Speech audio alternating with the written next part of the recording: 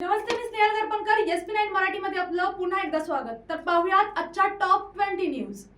Sports excellence सेंटरसाठी अर्ज. Mission लक्षवेध अंतर्गत कोल्हापूर येथे शूटिंग व कुस्ती आणि सांगली येथे रोईंग खेळांसाठी स्पोर्ट्स एक्सलन्स सेंटर सुरू होणार असून अर्जाची अंतिम मुदत 24 मार्च आहे.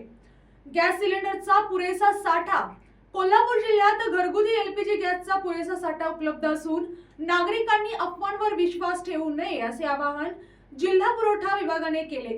काळा बाजार रोखण्यासाठी हेल्पलाईन. गॅस काळा बाजार किंवा जादा दराने विक्री आढळल्यास नागरिकांनी 0231 26 55 57 9 किंवा 83 90 73 20 26 या क्रमांकावर तक्रार नोंदवावी. क्रीडा प्रमाण प्रणाली सुरू. खेळाडूंसाठी 5% आरक्षण. प्रमाणपत्र मिळवण्यासाठी क्रीडा प्रमाण ही ब्लॉकचेन तंत्रज्ञानावर आधारित डिजिटल प्रणाली सुरू करण्यात आली आहे.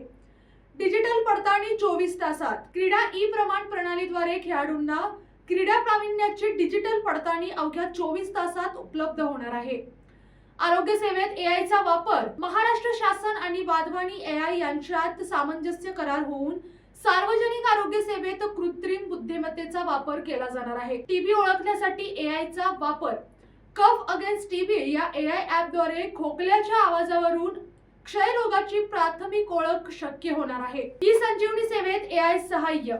डॉक्टरांना अचूक निदानांसाठी संजीवनी टेलिमेडिसिन सेवेत AI आधारित क्लिनिकल डिसिजन सपोर्ट सिस्टीम समाविष्ट होणार आहे. तुकडेबंदी मुक्त निर्णय ऐतिहासिक. तुकडेबंदी व बिनशेती प्रक्रियेत सुलभीकरण हा सर्वसामान्य जमीन मालकांसाठी ऐतिहासिक निर्णय असल्याचे पालकमंत्री प्रकाश आंबेडकर यांनी सांगितले. 15 ऑक्टोबर 2024 पर्यंतचे व्यवहार नियमित.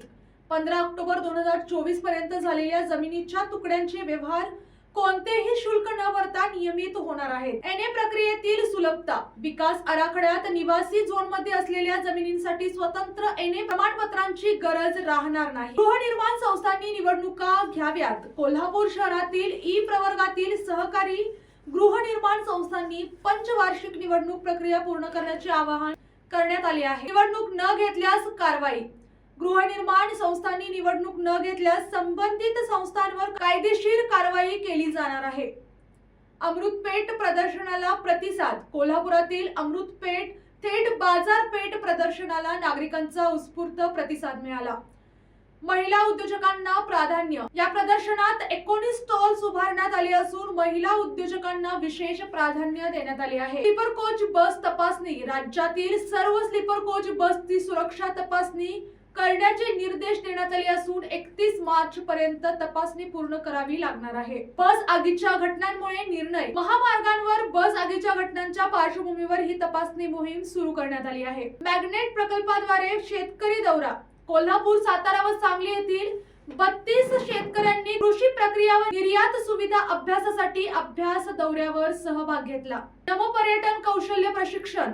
पर्यटन संचालनालयातर्फे युवकांसाठी 7 दिवसीय टूर गाईड प्रशिक्षण आयोजित करण्यात येणार असून अर्जाची अंतिम मुदत 20 मार्च आहे. याने अशाच टॉप 20 न्यूज पाहण्यासाठी पाहत रहा SP9 Marathi. Your time your news. धन्यवाद.